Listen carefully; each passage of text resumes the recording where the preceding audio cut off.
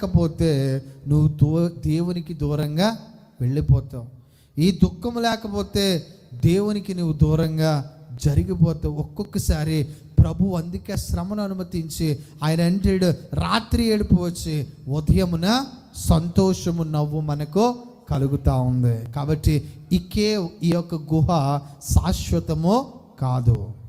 ఈ గుహ అనుభవము ఎప్పుడు నిత్యం ఉండిపోయేది కాదు. ఈరోజు ఒకవేళ నిందించవచ్చు, బిడ్డలు లేరని, ఉద్యోగం లేదని, ఇల్లు లేదని, సరైన స్థితిగతులు నీ దగ్గర లేవని, లేదంటే నువ్వు మంచోడు కాదు, మంచిదానివి కాదు, రకరకాలుగా నేను అనేక మంది ప్రజల్లో నిన్ను ఎట్లాంటి మాటలకు గురి చేస్తుంటే నేను one find lord will bring out of that.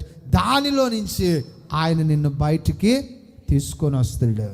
దానిలో నుంచి ఆయన నిన్ను బయటికి తీసుకొని వస్తాడు. నా జీవితంలో నేను అంటున్నా, అట్లాంటి